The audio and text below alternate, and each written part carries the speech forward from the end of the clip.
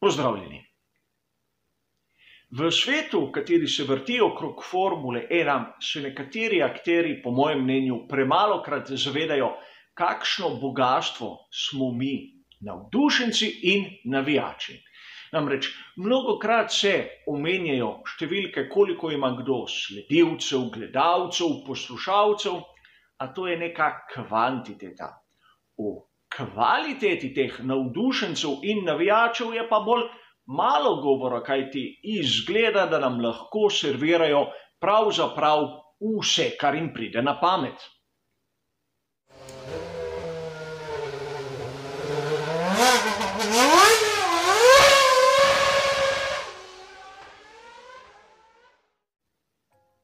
Ko sem prebiral reakcije na veliko nagrado Madžarske, me je prešinilo. Nekaj je bistveno drugačnega od tistega, kar smo lahko prebirali v prejšnjih tednih. In seveda nisem bil pri sebi pravzaprav prepričan, ali je prava tematika za ta kanal, ali je pravi trenutek za to. A ko sem videl vaše komentarje in vaše mišljenje, me je prešinilo, da je trenutek pravi, kajti ali zdaj, ali nikoli več. In seveda moram poudariti, gre za moje osebno mnenje, katero ni prepisano in ni pod vplivom kakega tujega avtoritativnega avtorja. In seveda navajal jih bom te velikane Formule 1, kateri ustvarjajo mnenje, a pravzaprav zato, da bi poudaril določene spremembe. In tu moramo najprej razčistiti nekaj. Vsakdo izmed nas ima priljubljene barve v svetu Formule 1, sedanje ali pretekle. A vsem nam je skupno to, da imamo radi Formulo 1. Nismo eden proti drugemu, smo vsi skupaj. Čeprav mnogokrat tisti, kateri poročajo o Formuli 1, pozabijo na to. Neštetokrat sem videl, kako pravzaprav mediji spodpihujejo sovraštvo ene navijaške skupine proti drugi navijaški skupini. Samo zato, da bi netili prepir in tako ustvarili neko umetno branost svojih izdelkov, kateri bi bili drugače pozabljeni, predvsem zaradi svoje kvalitete. In zopet gre za moje osebno mnenje. In seveda ni važno, zakaj ima nekdo rad to ekipo ali ono drugo. Važno je, da jo ima rad. In te ljubezni ne bi smel nihče zlorabljati.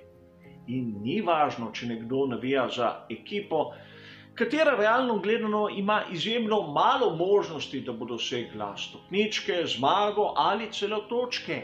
Ni važno. Važno je, kot sem povedal, da jo ima rad. Verjetno ste tudi sami ugotovili, da mnogi avtorji so spremenili svoje mnenje o skuderiji Ferrari v sezoni 2020 in tu govorimo o Franku Nunjesu, Leu Turiniju, seveda tudi Giorgio Terruciju, znanimi italijanski novinarji, kateri so do sedaj kovali Ferrari v zvezde, kateri je na poti, da bo premagal Mercedes, manjka samo še tisti zadnji paket, katerega mrzlično pripravljajo v Maranellu. Pokazalo se je na koncu, da tisti zadnji paket je prinesel še slabše rezultate od tistega, kar je bilo na začetku, in mnogi so se začeli spraševati o tem, kaj počne Mattia Binotto v skuderiji Ferrari. Čudno, kajti malce pred tem, in govorimo o tednih, je bil Mattia Binotto tisti edini sposoben, da bo pripeljal naslov svetovnega prvaka nazaj v Maranello. Kaj se je zgodilo v teh tednih? Pravzaprav se ni zgodilo nič. Namreč izgleda, da te avtorji, kateri imajo določeno avtoriteto, kateri imajo ogromno sledilcev, so pisali v svojih člankih tisto, kar so si navijači želeli brati. In to je to, da bo Ferrari zmagal dirke. In seveda vsakdo izmed nas si želi, da naša ekipa zmaga. In to je normalno. A mislim, da od nekoga, kateri ima odgovornost, da piše o Formuli 1, malo realnosti in malo intelektualne poštenosti je obvezna prvina. In seveda o tem, da Mattia Binotto pravzaprav ni tisti pravi človek za skuderijo Ferrari, sem sam govoril že kar nekaj časa, ukolikor ne verjamete. 18. junija 2019 sem naredil prispevek o tem. O tem, da letos do sezoni 2020 skuderija Ferrari nima izgovorov, sem pa govoril 7. februarja 2020. Sedaj se pa vprašajmo v raznih virih, koliko zgodb smo prebirali o tem, da ima skuderija Ferrari kar nekaj izgovorov, zakaj so slabi. Najbolj tista fantazijska je bila vezana na pogonski sklop, kjer je FIA zaukazala določene spremembe, da Ferrarijev pogonski sklop ni na tistem nivoju, kot je bil lanski. In prvič, sam se sprašujem, kaj ima zdaj kaj manj od ostalih, kaj manj v smislu, da so jim prepovedali uporabiti nekaj, kar je drugim dovoljeno? Mislim, da ne. Mislim, da so pravila za vse enaka. In drugič, a si res mislimo, da na Hungaroringu, tam, kjer se odvija velika nagrada Madžarske, je pogonski sklop tisti bistven? Kaj bo šele na veliki nagradi Belgije, na veliki nagradi Italije, na obeh velikih nagradah, ki se bodo zvrstila v Silverstonu, kaj bo pa pomenil pogonski sklop tam? No, mislim, da te avtorji, ki razpredajo take teorije, nimajo prav razčistenih pojmov, zakaj je določen bolid na določeni progi hiter ali počasen. In seveda, tu se moram vrniti na omenjenega Franka Nuneza. Bral sem njegov članek na italijanski verziji motosport.com, katerega sem imel do sedaj, priznam, za dober vir informacij.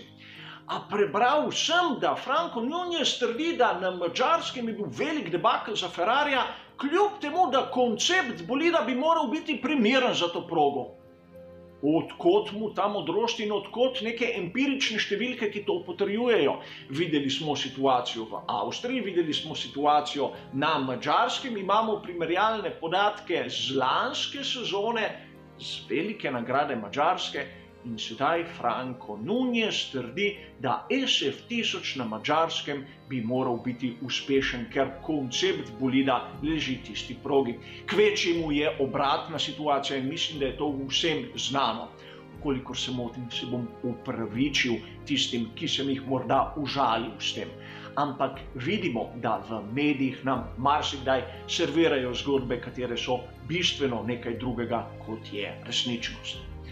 A seveda lahko prebiramo v mnogih medijih tudi zgodbe o tem, kako je enostavno življenje Lewisa Hamiltona, kateri ima tako dober bolid, da bi lahko vsakdo izmed nas namreč zmagal vse tiste dirke, ki jih je zmagal on s takim bolidom. Ena izmed največjih nebuloz, ki jih lahko nekdo napiše. Namreč vsakdo izmed nas verjetno v prvih 3, 4, 5 poskusih niti izpeljal ne bi vsakega bolida Formule 1. Namreč imamo tudi drugega voznika, Valtterija Bottasa, kateri z istim bolidom ne doseže tistih rezultatov. Torej, tudi Lewis Hamilton ima določene kvalitete, čeprav mu jih mnogi nočejo priznati, ker tako bi pokazali verjetno svojo nestrokovnost in svoje neznanje.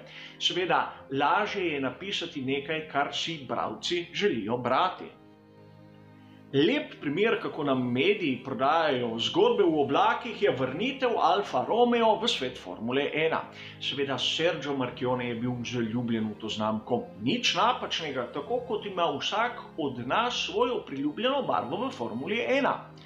A kljub vsemu, mnogi mediji so pravili, kako se bo Alfa Romeo v bistvu vrnila v Formulo 1. In pozabili so na tisto zgodbo, da Alfa Romeo bo plačala ekipi Sauber, da bojo tisti reklamni napisi prisotni na boku vozila in da bo ime same ekipe spremenjeno, a bistvo bo ostalo eno in isto. In še danes se dobijo mnogi komentatorji, ki trdijo, da gre za Alfa Romeo in ne Alfa Romeo Racing kot neko ime, za katero je plačano. Hočete dokaz? Bolid se imenuje v sezoni 2020 C39. V ekipi Sauber so se vsi bolidi imenovali C, pa zaporedna številka, tudi prototipi predtem so imeli tisti C. In tisti C je v čast ženi Petra Saubera, Christiane. Ukolikor to ni znano, to ni poudarjeno, marsikateri ljubitelj znamke bo navdušen nad tem, da vidi Alfa Romeo Racing v Formuli 1, čeprav tam od Alfa Romeo je samo nalepka.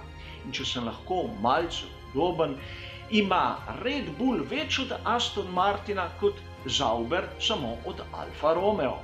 A seveda, mnogi navdušenci, kateri imajo iz srca radi to znamko, so bili žejni pripeljani čez vodo. Predvsem zato, ker so jim mediji prodajali tiste zgodbe, kateri so hoteli slišati. In seveda, vrnili smo se na začetek, ko imamo situacijo, kjer večinoma mediji prodajajo navdušencem zgodbe, ki jih hočejo slišati. In zato pride do takih nenadnih sprememb v mnenju mnogih avtorjev, katerim je enostavno zmanjkalo izgovorov, zakaj se njihove napovedi niso uresničile.